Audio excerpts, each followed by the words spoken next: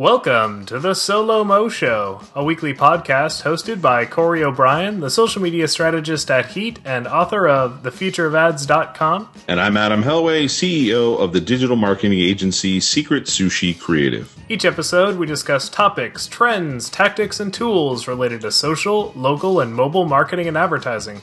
Our goal is to give you the information you need to be a better marketer.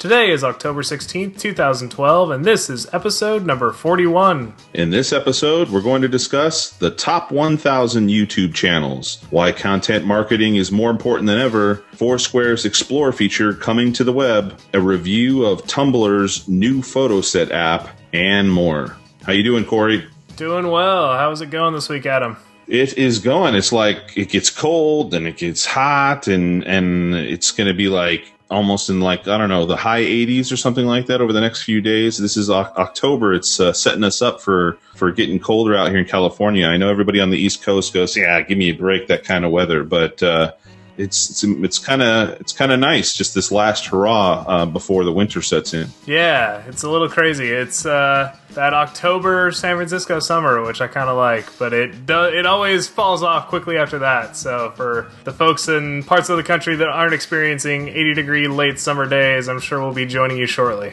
And it seems that October, and I don't remember this being the case, but I think I always get blindsided by this, is that October ends up being the month that it seems like suddenly everybody wants to do like a conference or an event or something like that. And so suddenly there's people doubling up with conferences on weekdays and weekends and other events happening all over here, at least in the Bay Area. Have you noticed that at all? Yeah, well, it's probably, once the cold sets in, everybody wants to huddle inside and talk about things. So only makes sense. Maybe we should launch the SoLoMo conference sometime in December. Do some sort of everybody come in from the rain and the cold and talk about social, local, and mobile. How's that sound? We all have to be huddled together as we talk, huh? Yeah, exactly. So speaking of huddling inside and watching content together, we're looking at the top 1,000 YouTube channels as our infographic of the week.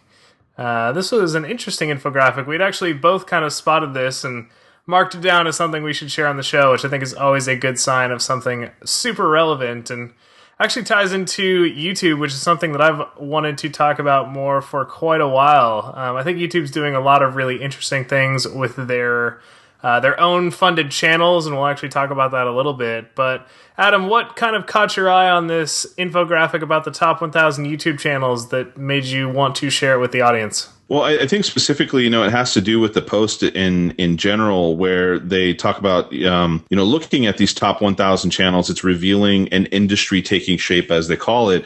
And one of the things that YouTube's been trying to do for some time is really kind of redefine, how we watch TV or video in a way. And so they've been trying to create channel-like content. And for a long, long time, the content on YouTube has been a little bit more like lean in, watching some cats doing something goofy or America's Funniest Video sort of things. It's something that might be worthy of a meme like Charlie Bit Me and those sorts of very, very short sort of clips. But the patterns are emerging to show that finally there are some channel-like elements taking shape where people are actually subscribing to what would be considered content, I guess, a little bit more versus just kind of off-the-cuff funny moments and video clips a la America's Funniest Home Videos. What did you think? And that's part of these, they call them the original channels, and it's something that YouTube has been working on recently to really promote the idea that it's not just short clips, it can actually be regular television length shows. And so I actually subscribe to a couple of these channels and find them really engaging. It's surprisingly well done. They're getting a lot of value out of, a reduced budget. It's not the same budget as a TV show, but for certain topics, specifically automotive, I'm a big car guy, and the automotive industry has kind of been underserved by the mainstream TV. There's a lot of these, Discovery Channel sort of pseudo-reality TV shows, but in terms of, real content that speaks to the car guy, there isn't a lot. But YouTube actually funded a channel called /Drive, or I think they just call it YouTube Drive. It's basically youtube.com/drive. And it's a number of different kind of series that all live underneath this channel. And so they've introduced a number of these, and actually within the top 1,000, 23 of the 100 original channels that they've launched recently are already ranked in the top 1,000, which just goes to show that people are responding to this longer form content. Almost 25% of the longer form channels that they've developed are now in the top 1,000. And this is no list to sneeze at. These are definitely really popular channels. They actually talked about the average revenue that one of these channels is generating. It's typically generating about $23,000 a month in payouts for an annual average payout of $276,000. So these are big time people making big time dollars, and definitely, impressive to, in just under a year, break into that and have 23 of your own content channels go big inside of that community. I think that was impressive. And the other interesting thing too is that they're obviously generating a lot of engagement. Right now, there are a lot of networks that are trying to tie in to the second screen experience of engagement with their standard, regular old network, traditional TV shows. Whereas obviously YouTube's audience is very accustomed to being engaged, and they're engaged directly on the platform. It's integrated in along with the platform. And well, they said in the past 30 days, the top 1,000 actually generated 87 million social interactions. And social interaction includes comments, favorites, and ratings, but that's all inside of the YouTube system. So there's actually going to be additional social interaction outside of YouTube, things like Twitter tweets and Facebook shares, that type of thing, that they're not even taking into account. So even just 1,000 channels generating 87 million social interactions, that's a huge number, and shows that people are really responding to this content. They're not just passively consuming it, they're sharing it, they're rating it, they're commenting on it. It's, I think it's impressive. Yeah, and that's huge. This is 87 million, and that's in 30 days. That's not in a year, that's in 30 days. So that's pretty incredible. And like you said, there's that additional kind of, I don't know if you'd consider it a halo effect or not, but going beyond the site outside of the bounds of YouTube. It would be very interesting to see how many times a particular, maybe the top 10 or top 100 videos have been shared, for instance, on a episode basis, and see how that also extends the reach of that content. The other thing to keep in mind too is a lot of these guys have really been going at it for quite some time. So they made note of the fact that most of the top 1,000 have actually been on YouTube and actively creating content since as early as 2007. So these aren't these sort of flash in the pan viral hits that we're used to talking about. These are people that are creating multiple videos per week. They've built up an audience, and part of the reason they're generating such a large number of social interactions is that their audience feels like they know these people. They feel like they're, friends of these people. They want to help promote them, which can definitely be positive for brands that decide to get involved with that. It's not going to be cheap. I think the idea that, it's YouTube, it can be cheap is definitely something that's quickly becoming antiquated. I think generating $23,000 a month, that's not like $1,000 for a little product placement in a video. We're talking serious dollars, but at the same time, we're talking serious response. So if you're a brand that's got... You're talking in regards to production, right? I'm talking just in regards to straight sponsorship. So working with some of these content creators and saying, hey, I've got this product. I'd love to have you develop a video around it or integrate it into an upcoming, video or series that you're doing. Much in the same way as a traditional product placement, but I think it's going beyond just buying an ad on a channel and actually trying to work with some of these content creators to get your product featured. I think that's probably the better way of going about it, because showing an ad, you're really trying to interrupt the experience of watching one of these channels, when instead you could be working directly with the channel, talking directly to that content creator's audience, and probably getting a much better response than trying to throw up a banner in front of them and say, hey, before you watch this video that you clicked and wanted to see, why don't you, quickly pay attention to my ad? I don't think that is going to deliver the same sort of long-term results as building up some relationships with some of these content creators. So definitely something to consider if you've got the budget for it. So a few things to consider why YouTube is maybe starting to mature a little bit with these different channels. I'd say they've loosened the belt a little bit on the longer form content. So now they allow folks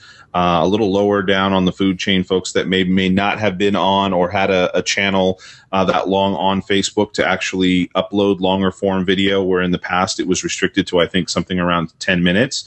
And they've done that by having more sophisticated copyright tracking tools that can automatically detect if you've got music that you shouldn't be using that's copyright protected, or even video clips and things like that. It's also the adoption of higher quality video. So they it took them a while, but they went from, very, very low quality video for the most part, to 720p. And I think now they're at 1080p. So if you upload, full HD content, that it will be there and be supported. And then lastly, likely because of the adoption and availability of cheaper video recording production tools. So things like, the iPhone, although the iPhone is not a prosumer or professional video production device, it definitely has changed people's ability to be creative in creating content on the go. And the quality of the video has gone up to 1080p as well.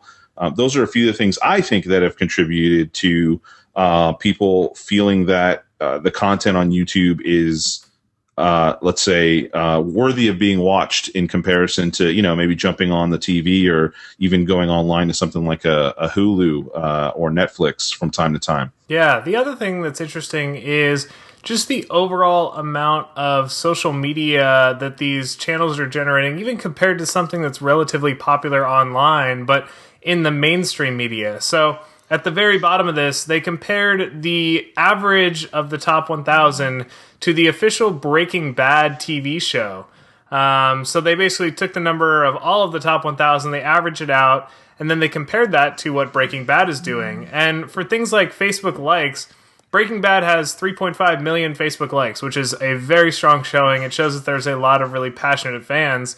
But the average YouTube channel actually has 2.6 million Facebook likes. So again, a ton of really passionate followers. And then when you compare talking about it, it also remains pretty close. 57,000 people were talking about Breaking Bad on Facebook in the past week.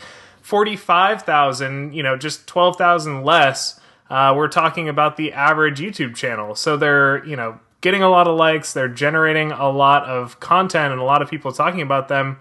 And unlike something like Breaking Bad, where it's sort of fixed, I think that these numbers on YouTube can continue to grow. So I wouldn't be surprised if in a year or two we actually see YouTube eclipsing the traditional TV show in terms of the amount of social content that it's generating, partly because it's born of and lives within the social world. So of course it's going to be naturally a more social experience and something that people are going to want to talk about more online. So a lot of really interesting data in this, and definitely something that we encourage people to check out. So speaking of content, that's got a little, play here with the next thing that we're talking about. And YouTube played a part in one of the stories we'll get to in a moment. But Coca-Cola, very, very big company, is betting the farm, so to speak, on content marketing, right, Corey? It's interesting.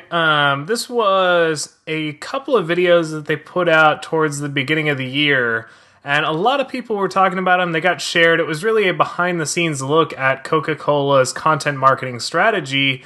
And I think, it got talked about, but it got pushed to the side a little bit. And then what we saw this week that really brought content marketing back into the mainstream discussion was the Red Bull Stratos event. So I think we might have even talked about Red Bull Stratos on the show, but basically it was a, daredevil. He went out, he went up 22 miles into the sky in a giant weather balloon, and then he skydived back down to Earth. He broke the speed of sound. It was really just an incredible experience. And as a result of that, not only did it break records in terms of how successful the skydive itself was in terms of, breaking the speed of sound and jumping higher and further than anyone has ever done before, it actually broke records for the most number of concurrent live streams. So YouTube said that the official live stream had more than 8 million concurrent streams when the actual mission was live. Basically, 8 million people had tuned in to this live online event, which is really fascinating if you think about it. This isn't something that we've seen the internet excel at. I think, occasionally you see things like concerts, but something that's really sponsored by a company and is, it's essentially a giant ad. 8 million people tuned in to watch a giant ad happen live. I think that's really impressive. And so now we're kind of looking back and saying, okay, well, what other companies are doing this well, and what lessons can we learn from them in about how to do content marketing better ourselves? So, Adam, you had a chance to review the Coca-Cola videos. What were some key takeaways you got from that, and maybe things that you noticed Red Bull doing as well to make their own program a success? Well, the videos themselves, see, I didn't see them earlier on this year, and they were kind of making themselves seen a little bit through some other folks who were sharing and saying that they were a must watch. And I was quite surprised. They are very much kind of like internal videos for their team to watch so that they can understand their new and long-term content marketing strategy that they're going for.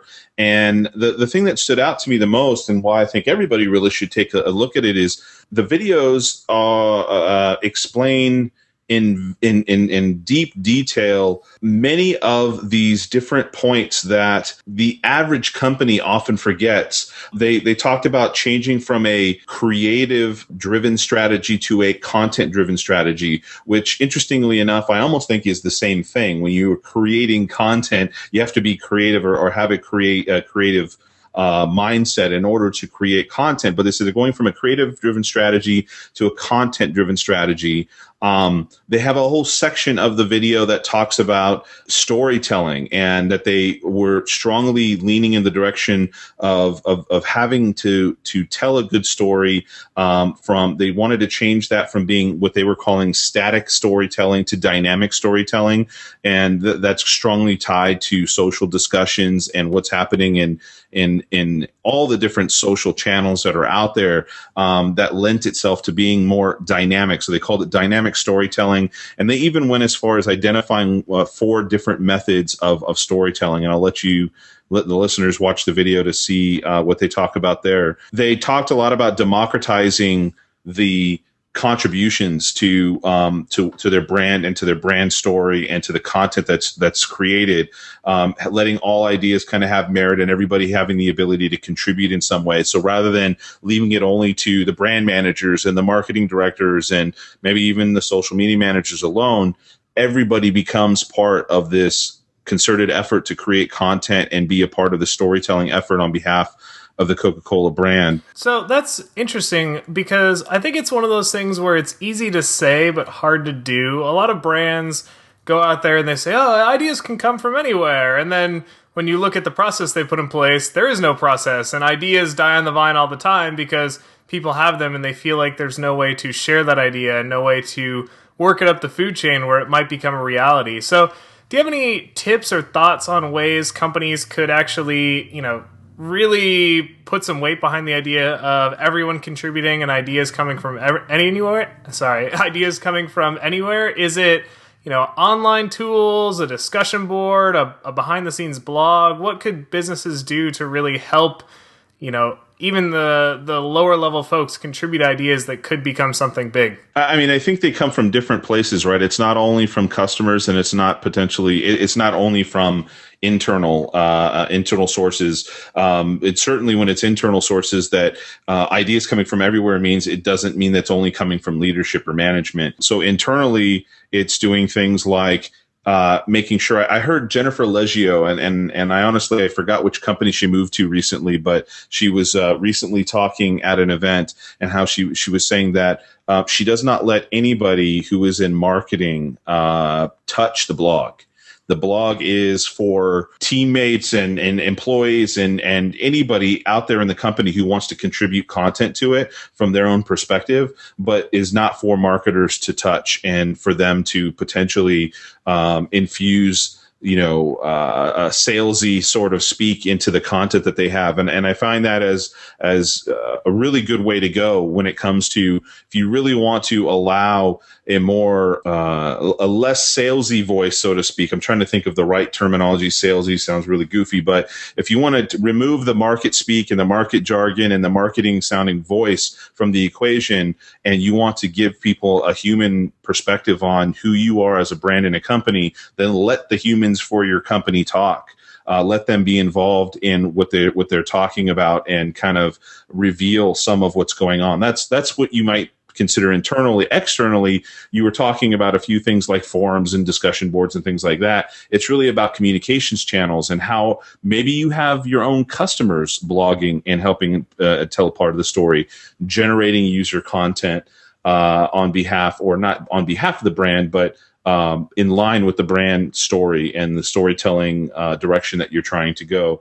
And then also allowing a bit of crowdsourcing to happen. So when you want ideas and when you want, and I'm trying to think of something that I saw recently that was a large brand that did a really awesome job of Doritos, wasn't it? No, it was Lay's that we talked about a couple episodes back, where they wanted to come up with a new chip flavor, and they basically said, send in or text in your favorite chip flavor, and we'll potentially take this. We'll give you some money for the idea, and then we'll also make it a real flavor. And I think that they don't intend on doing this strictly for a contest. Obviously, they intend on actually taking a few of those flavors, the ones that they see were the winners because they've been upvoted by other folks, and actually turning them into a real product. Some of the other things that they discussed as well that really stood out real quick are they acknowledged the importance of technology. So they called out a few different other brands and the great examples that they did with IKEA, what they've done on Facebook, the Golf GT vehicle and their mobile app, and Best Buy with Twelp Force on Twitter. If you remember that, I actually remember using that. I don't even know if it exists anymore, but it was really interesting and a new concept on Twitter when it came out a couple years back. They clearly stated their high-level business goals. They didn't say exactly what their objectives are down to the T, and expose all that, but they talked about what their high-level business goals are. They want to double their company, they said, and I don't remember how many years it was, but they want to double their company. They want to make sure that they clearly include their brand story and message throughout all of the efforts that they do. They call data the new soil. And they say it's where they will grow ideas, and that data whisperers will become the new messiahs, which really is prophetic the way they say it there. But and I tend to agree with that. I had this conversation just recently that really a lot of these plays that people have now is creating platforms that allow them to be kind of the keepers of data, so they can make data-driven decisions, or they can provide access to this data and so on. And that's what we see go on with a lot of different APIs that are made available through Twitter and Facebook and so on, and Foursquare, which we'll talk about in a little bit. That they want to make sure that they collaborate as much as possible with partners and with consumers. So there goes to the democratizing of where content can come from. And they prioritized engagement. So they really talked about it and said, let's just not listen. Let's make sure that we actually engage with consumers. And this was all gleaned just from their first video. This is not taken at all from, they had, I think, 2 or 3 other videos as well. But they really, it's a very, very deep. You can tell they've been thinking about this for a while. And I just thought it was really interesting to see all of the kind of the best stuff that we always talk about, and we hear a lot of other people talking about in regards to social media and engagement and content marketing and working together from a flat company perspective, all coming together in this really huge, one of the largest brands in the world. And I actually think that shows how difficult content marketing is, because to be honest, I saw this video, towards the beginning of the year, and I was like, yeah, this sounds awesome. And all these ideas they were putting out, and it sounded like they were really going to revolutionize marketing. But I haven't really seen a lot come out of Coca-Cola lately that I could point to and be like, that is something that I haven't seen before and is really groundbreaking and really interesting. Unlike Red Bull, where, I can easily point to that and say, look, this is a shining example of something that's never been done before. It's super interesting. It worked well. It is content marketing, to the nth degree.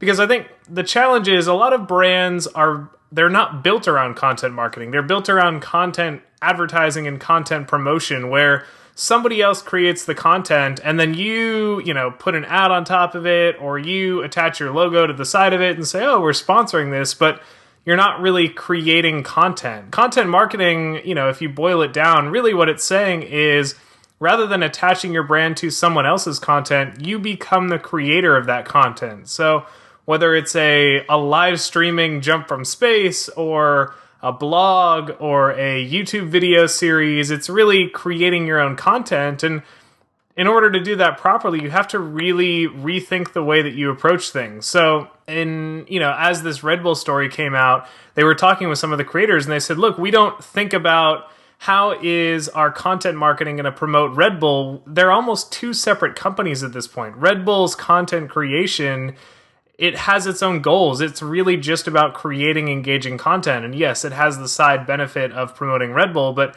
they're not thinking of it as, how do we use this to, promote our main company? They're just thinking, how do we make the best story? How do we make the most engaging content? And I think that that's the shift that a lot of brands have to make in order to do this properly. You can't just think, how do we do marketing and put a little bit of a content spin on it? You've got to, reevaluate roles and bring new people on, and think about distribution and think about partnerships and all of these new questions to answer. So, it's great. And Coca-Cola put out this video series that talked a lot of the right things, but then it also highlights that it's easy to say. It doesn't necessarily make it easy to do. There's still a lot of things that need to be thought through in order to get good at content marketing. And, I think there's stumbles along the way that have to happen. You've got to be willing to risk a little bit. And that was one of the things I thought was interesting, is they talked about this, willingness to take risks and willingness to try 10% of ideas and know that they might fail, but to learn from those failures and hopefully do better in the future. So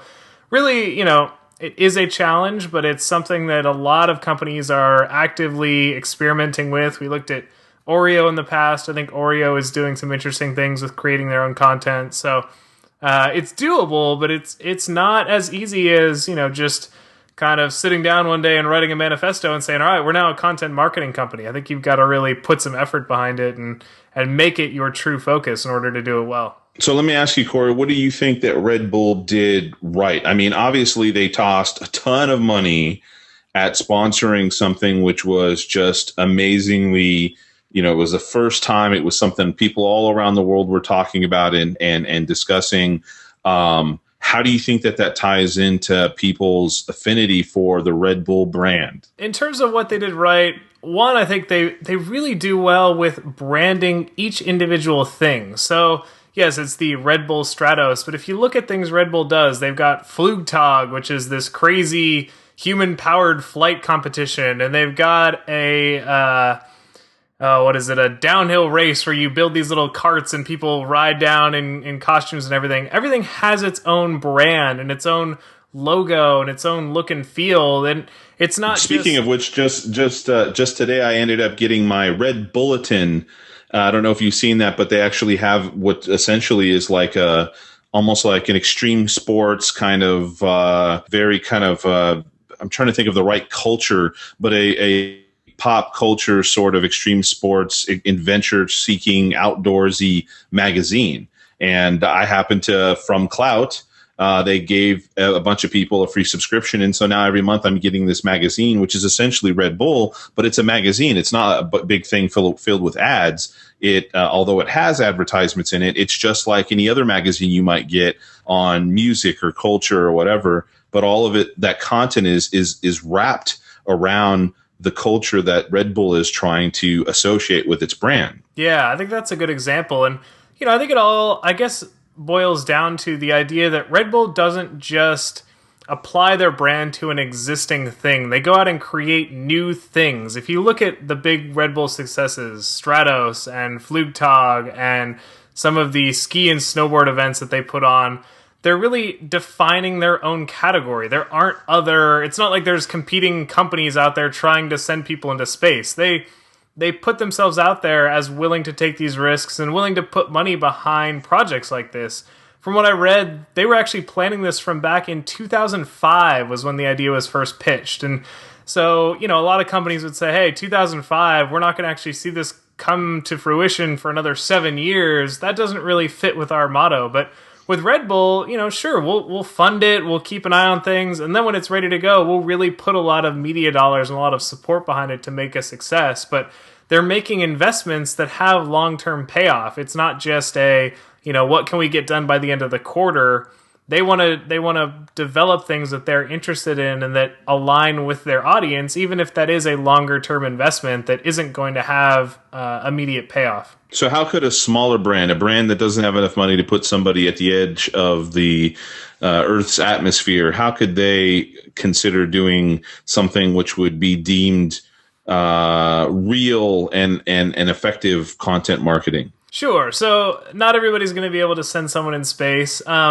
I think, first off, you can get creative with it. So 2 variations of this that I saw, and yes, it's a little bit of a copycat, it's a little bit of a fast follower, but Slim Jim actually went on the Conan O'Brien show and did the world's shortest free fall. So they hung a guy, 4 inches off the ground. They dropped him. He had 0.004 seconds of free fall, and they made a big, to do about it. Hey, we set a world record for the world's shortest free fall.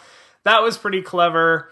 The other one that I saw was actually Lego, and I'm not sure if this was an official Lego thing or if somebody that's just a big Lego fan, but they sent up a Lego-sized recreation of the Stratos capsule, and then they pushed a little Lego figure out the door and did a recreation of the jump, but using Lego. So it's companies that, they were fast followers. They said, hey, this is a great idea. There's a lot of buzz going around. Let's do something along the same lines that'll, get a little bit of attention our way as well. So let me interject that I think there's 2 types of content marketing. The content marketing we're discussing here when it comes to Red Bull and when it comes to what you were just talking about with the Lego and with the Slim Jim is for top of mind effect, right? It's to get people talking about something. When that happens on the Conan O'Brien show, what happens? People start tweeting about it and they share it on Facebook and so on. But then there's a different sort of content marketing, which has to do with what I call kind of I joke around like it's the Daft Punk style, which is you're trying to make your customers better, faster, stronger, smarter at what it is that they're doing. So you're empowering them by providing content that is of value. It doesn't necessarily sell them on your product, but it increases the affinity towards your brand and may also lean in the direction of educating people on a product or service that you have to offer.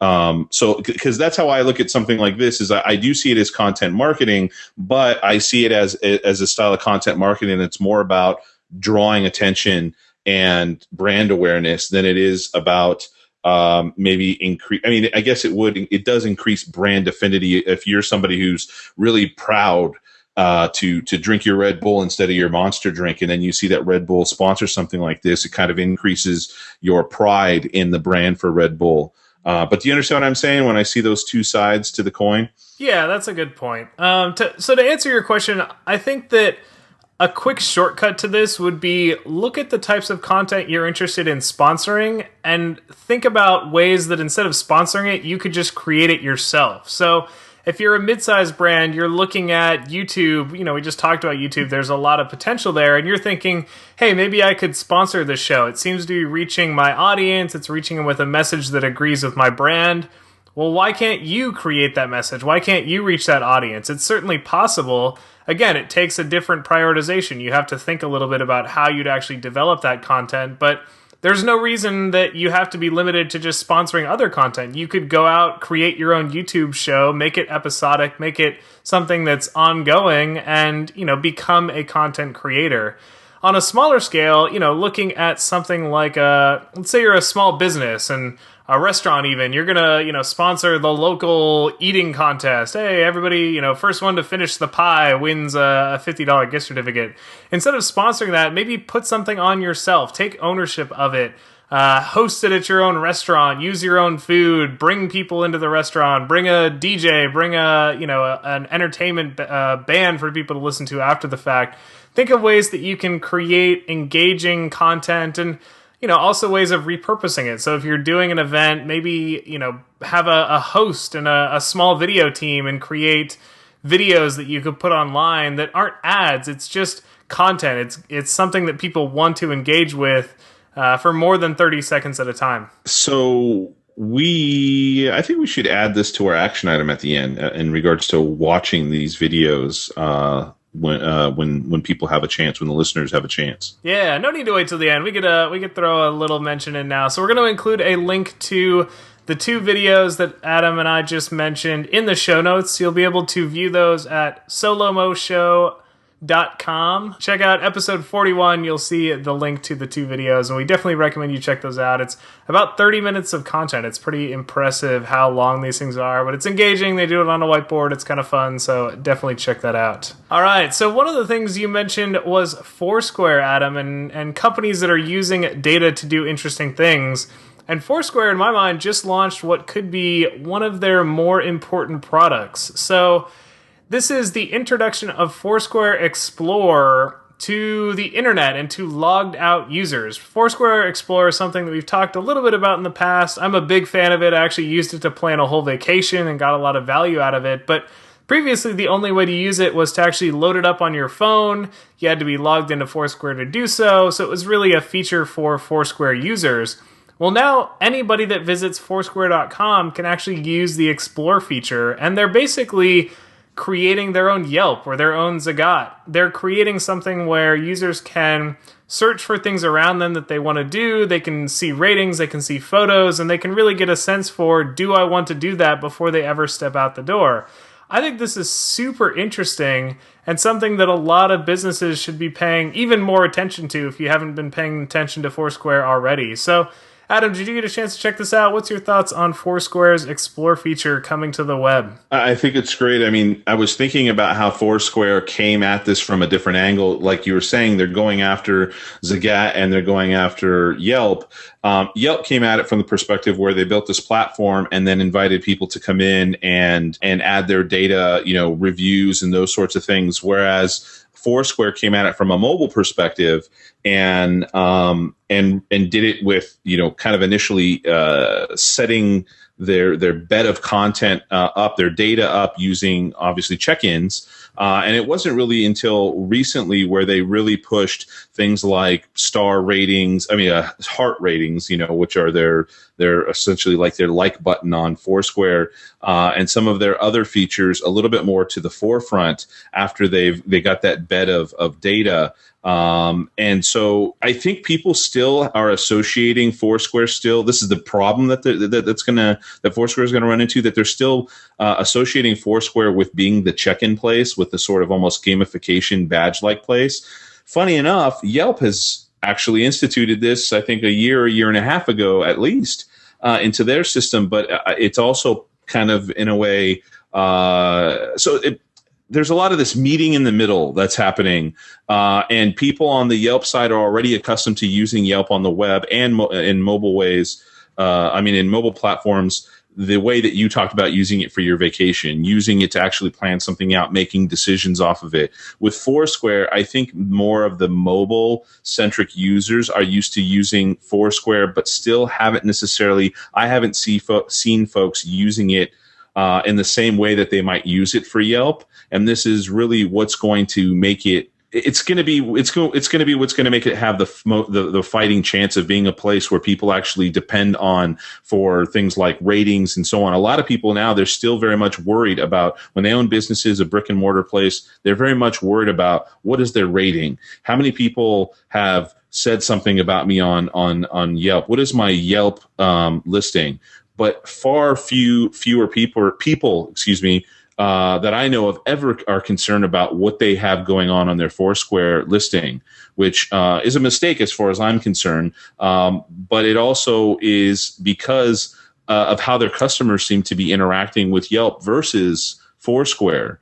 They think of Foursquare, I think, a little bit more as a loyalty platform and less as a resource for people to discover new places to do business. What do you think? Yeah, I'd say that's the key difference in my mind. So Yelp, I think of as kind of a last check measure. So somebody's decided where they want to go. They're thinking, all right, I'm going to get some Chinese food. I heard about this place. Let me look it up on Yelp just to make sure everything's, looks good. Everything's getting positive ratings. So having a good Yelp score is going to help you prevent people from looking you up on Yelp and saying, I don't want to go there, I'm going to find somewhere else. But what Foursquare is doing is actually helping people to discover things. So I do agree that people aren't going to go to Foursquare and be like, I'm thinking of going to this local Chinese food restaurant. Let me check and see how the Foursquare check-ins look. But what Foursquare is doing is they're targeting the person that on a Friday night thinks to themselves, I want to go out to dinner, but I have no idea where. So they fire up Foursquare and they just type in like dinner or restaurant, or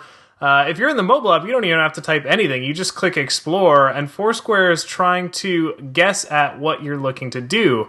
So whereas Yelp is, potentially preventing new customers from coming to your store, Foursquare is actually actively trying to push new customers to your store, assuming that you're doing well with marketing on Foursquare, getting people to share tips, getting people to share photos. The more popular you are, the more likely Foursquare is to push new people to your business and say, hey, check this out. It's not something that you've seen before, but it seems to be pretty popular with our users, and we recommend that, you check it out as well. So I think they're going after the same market, but in a very different way. And I think Foursquare's way could actually be really beneficial for businesses that are, always struggling and facing that challenge of finding new customers and bringing new people in the door. And I do think the customer, or the user experience, of Foursquare is much nicer than Yelp personally. And even playing with it a little bit more right now, even and taking a look at it, being able to target places that are going to have these loyalty deals that, again, Foursquare users are accustomed to. So it'll be really interesting to see how. I think the top players in the location space in this particular space is definitely Foursquare and Yelp, and then Zagat, which obviously was just recently was bought by Google. Well, recently, about a year ago or something like that, but and was integrated into Google Places, which is in Google Plus now, actually. So those are the three top folks, and one way or another, if you're a brick and mortar business, you need to have your listing in all three of those. And then I'd say you should really pay attention to just monitoring the sort of action you get from those three channels in order to kind of gauge which one seems to be the most getting the most bang for the buck for you from a loyalty perspective, driving traffic into your actual location, and ultimately hopefully driving some sales. Yeah, and you can't really game the system. So people, with Yelp, I've seen things like rate us on Yelp and show it to us, and we'll give you some sort of reward. You can't reward people only for positive. So I guess, in the awkward situation that somebody brought in like a 1-star rating was like, look, I reviewed you on Yelp and I hated you, but I still want my free thing. You technically have to abide by that. But take that same idea and apply it to Foursquare now. So say things like, hey, customers, if you leave a tip on Foursquare, go ahead and show that to us, and we'll give you a free appetizer, or a free drink, or 20% off your next purchase. I think that for a small investment, you could get a huge return on that investment here, because there really isn't a lot of competition. People aren't, actively gaming the system and fighting to get their Foursquare ranking up the way they are on Yelp. So if you are the person that's putting a lot of effort into Foursquare, you're going to stand out a lot easier than trying to battle it out on the Yelp leaderboard. Yeah, I think the point which you just talked about is really important, that it's not about 3 or 4 or 5-star reviews. It's simply about where people have traveled frequently, just that kind of linear. I've either liked it or I haven't liked it. There's some other signals that Foursquare is actually putting into play here to make these recommendations to you, and not just telling you, it's because they've got this many stars on a review. And so one or the other may end up working for you. I think you experiment with that. We're coming at it. We're talking about it as a user here, but as a business, I think that's where the other dynamic might also be very interesting and helpful to helping people discover your business, simply because of those two differences between the ratings and the whole dynamic of how you get a particular business recommended to you. All right, well, continuing the theme of well-known social media properties expanding out in new ways, this week's tool review is the Tumblr Photo Set app.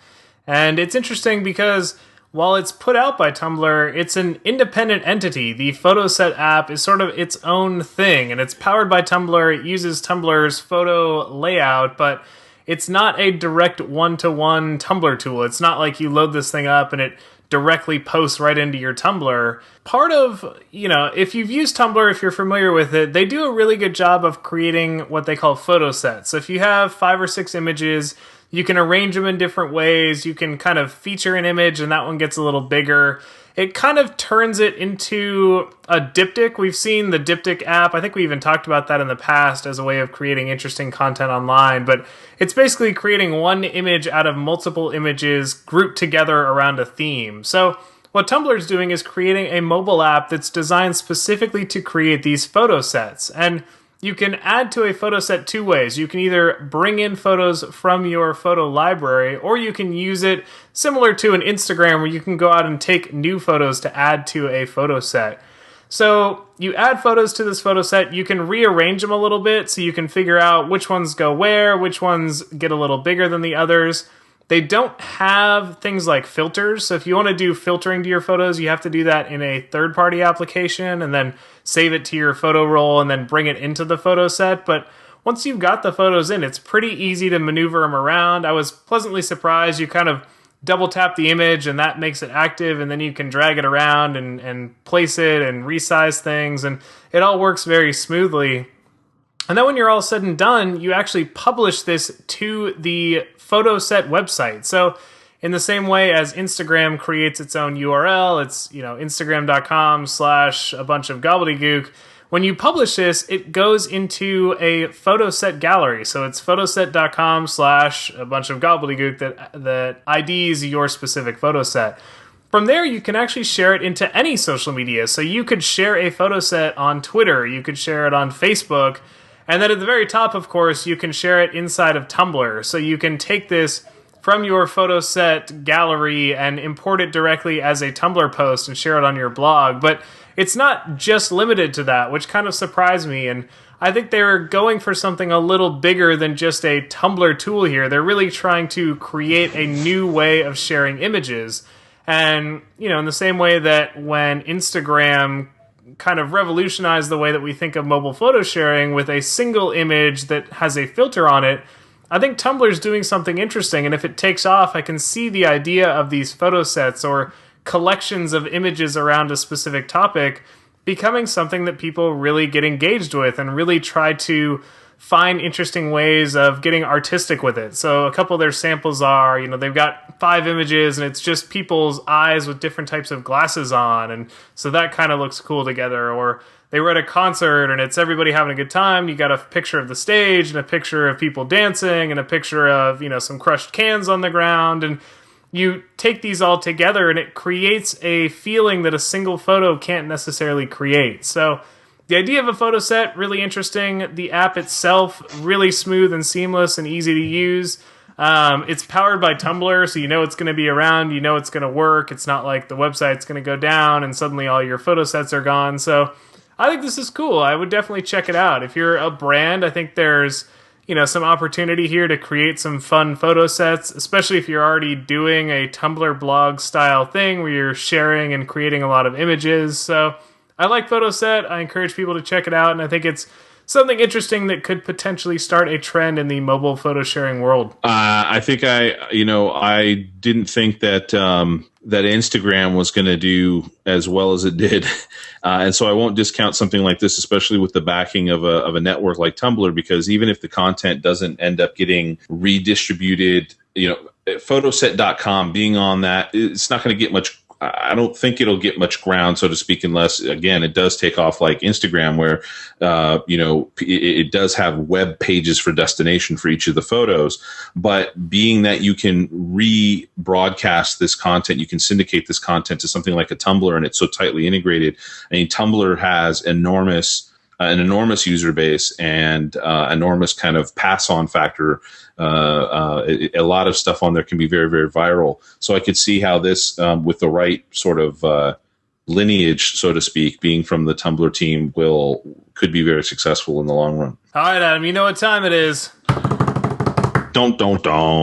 The lightning round time. So I've got 60 seconds on the clock. Why don't you kick this one off with a look at Old Navy's human coupon? Ready and go. So Old Navy, they wanted to celebrate. From what I remember, they have 5 million fans on Facebook, and so they celebrated by creating an interesting video that showed them creating a 120 by 60 foot human coupon.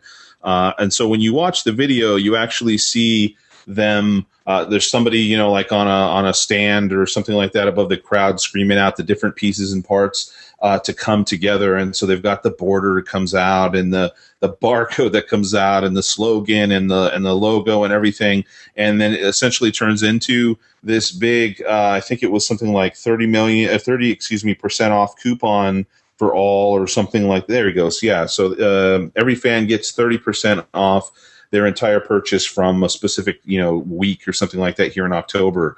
And so it was interesting. We've talked about this in the past about folks who have, with their brand, found a way to celebrate when they get a certain milestone with their fans or followers. And I'll let Corey take it from here. There we go. 60 seconds on the clock.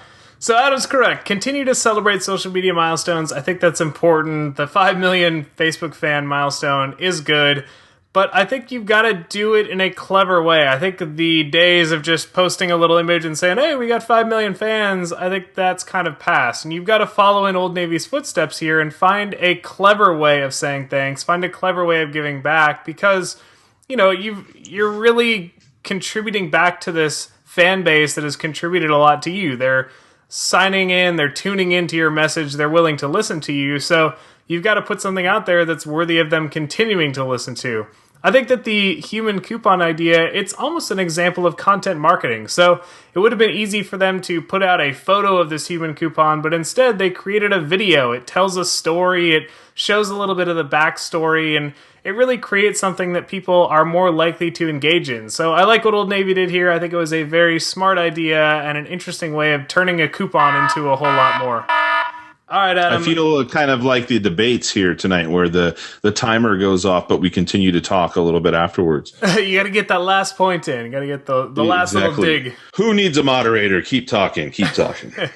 So 60 seconds back on the clock. I'll take the next one. Ready and go. So Looper is a movie that's been doing a lot of interesting things to promote itself. And one of them is a in-theater commentary track. So I think if you've owned or bought a DVD in the past few years, you're probably familiar with the director commentary, where they give you a little bit of behind the scenes. They talk about how they lit certain things or how the actor wouldn't respond, and so they changed lines. It's really diving deep for those dedicated fans. Well, what Looper did is they actually released their commentary track while the movie is still in theaters. And the idea is you go, you see the movie, you're like, man, I really liked that movie. You continue to engage, and suddenly you've got this commentary track. You're supposed to actually load it up onto an iPad, go back into the theater, and then play this track while you're watching the movie. It's basically incentivizing people to return and be a repeat customer. It's the first time I've ever seen movies encourage the repeat visit with something unique and different, and I think it's really interesting what they've done. All right, Adam, 60 seconds on the clock. What's your take on the Looper commentary track? Go. So I thought this was really awesome. I see that the language used in announcing this says, I recorded a commentary track, and so I'm trying to identify which of the potential actors did it. Because Joseph Gordon-Levitt is... he's pretty creative. He has his own. I forget what the name of it, but it's a creative community that does everything from music and video and all that sort of thing. So I wouldn't put it past him to have kind of, in a way, decided that this was a cool thing to do and put it out there for his fans. I think it really doesn't take much as well, considering the fact that it's really just about sitting there, recording it while you're watching it, and then putting the audio out there for everybody else to enjoy. And hopefully everybody's listening to that with headphones on and not out of the speakers of their mobile device. So I think this goes to this kind of leaves the challenge to you guys to think of what is a simple way that you could be creative, but yet enhance the experience of something in order to draw attention to it. So the Tumblr itself is done by the writer-director of Looper. So it's not the actor. All right. It's Ryan, I think, Rian, Ryan Johnson is the writer-director of the movie. So he's kind of really, putting his own effort behind promoting the movie and doing some interesting things. There was actually, he also did an animated GIF of the Looper movie poster. So another example of taking something that we've seen, but doing it in a new and interesting way. So a lot of interesting stuff going on that Tumblr. We'll include a link to that in the show notes, and I encourage you to check that out for a number of examples of really unique ways that they're promoting that movie. All right, so 60 seconds on the clock. Let's jump into our next topic. So Facebook has actually made some pretty significant changes to the Open Graph. And when they first announced it, it actually sounded like it was going to be extremely significant changes, but they went back and clarified it a little bit. Basically, what they're trying to do is reduce the automatic sharing that was happening from a lot of different applications. And this is a little bit of a backtrack from their previous stance. It seemed like they were really, encouraging apps to share everything, make it automatic, create all this data for the Facebook system, and we'll kind of figure it out. But what they found is that for specific actions, it helps when they can group them all together. So if you're an application that deals with people reading, listening, or watching things, they want you to use the word read, listen, or watch. They don't want you to create your own action verb that they can't then track. What this is going to do is allow them to bucket things into most read, most listened, and most watched. So instead of having 20 stories and 20 movies on your Facebook feed, they're going to aggregate that and just show you the top. All right, Adam, what's your take on this? Do you think it's a smart move by Facebook or interesting that they're backtracking? Ready, go. I think when we were talking about before the show, I initially thought that it was they were pulling a bit of a Twitter move where they're like, oh, we're going to contract this API. We're going to take all this stuff away because we want control over it and we don't want anybody else to use it. But it makes sense why they're doing it. These are very, very general terms that a lot of different brands or whomever it is that wants to use these terms as part of their Open Graph actions would like to use. So rather than allowing one person to take ownership over it, they're allowing everybody in general to use it appropriately, and they can kind of in a way support those actions a little bit more. How they display it and so on. And so I think that what it does is it signals an interesting way that they're going to make those actions really stand out a bit more than they might some of the third-party created actions do on their own. All right, with 2 seconds left, you have spared the audience from the lightning round sound. From my voice. All right, we got one more in this 4-story long lightning round, so let's finish strong. Ready, and go. So Gucci did something interesting recently, which is create a pinnable banner ad. You heard that correctly. They have a banner ad out in the wild, and when you click on the pin it button, you can actually pin an image associated with that banner ad. Makes a lot of sense. They're a fashion brand. They've got very provocative imagery. It's, a picture of a shoe, which works very well on Pinterest, but above all, I think this is a really good example of finding new uses for your existing assets. Why just create a banner ad when you can take the image for that banner ad and also create a pinnable image, create something that can get repurposed? I think, looking back at Looper, why just create a movie poster when you could create a GIF movie poster that can then get reused online? I think, finding interesting ways of taking the assets you have and repurposing them. And even just the specific idea of a pinnable banner ad, I think that's very smart. I think a lot of other brands could follow suit because you're already putting a single product out there. Let people save that product for later. All right, Adam, 60 seconds on the clock. What's your take on the Gucci pinnable banner ad? Ready, go. I think you're right. This goes to the term again that I call packaging and portioning and packaging it. I think you have a different palette to paint whatever it is that you want with in regards to your brand and marketing and advertising. And so why not take advantage of it? Like you said, why take a poster when you can make it slightly animated and such? I think that also it goes to, we're currently, our company is working on a splash page for a new album for a major music artist. And one of the things that we're paying attention to is not only can you share from that page, but when you share, is that sharing being optimized appropriately? So like when you click on this Gucci poster, you're likely going to find that when it's put into Pinterest, there are some populated content, title, and description. And so you want to pay attention to that whenever you make something shareable. Do it as often as you can, but optimize it as well so your brand message carries along. Good words of wisdom there. And I think that's a good way to round out the show. So we covered a lot today, but as always, we'd love to hear from you. If you have any questions, if you want to suggest a topic, if you want to give us feedback, or even if you just want to reach out and say hi, make a new friend, we definitely encourage that. And there's a number of ways you can do so. The easiest way is probably via Twitter. We're reachable at SoLoMo Show, or I'm available directly at Corey O'Brien. And I'm at Secret Sushi. You can also email us directly at solomoshow@gmail.com. That's solomoshow@gmail.com. We, of course, have a Facebook page where we share our little discoveries and insights throughout the week, as well as a Google Plus page. And we have we did have just a shared Pinterest board, but now we have a full-fledged SoLoMo Show Pinterest account that includes a few different things, including all of our episodes and even our little snippet episodes that we put on YouTube that have interviews with folks that we've interviewed on a variety of episodes and the tools that we have reviewed as well. There you go. And we mentioned this before, but all of the links that we discussed today, including the links that we just mentioned to our social channels, can be found in the show notes. And those are viewable at solomoshow.com or in your podcast player of choice. That's our little gift to you. It's a way of diving deeper into the stories and really looking at the same things we're looking at, but a chance to dive deeper, form your own opinions, and hey, if you disagree with what we had to say, by all means get in touch with us and let us know. We would love to hear differing opinions.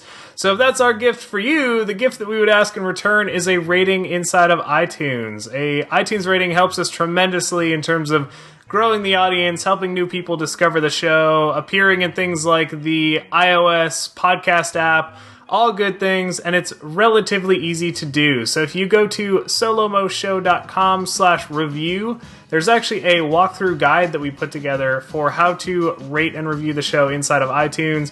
It's pretty easy, and if you haven't had a chance to do that, we would definitely appreciate it. It would help us out a lot. And with that, we will call this episode a wrap and hope you come back next week for another great episode of the SoLoMo Show. Take care.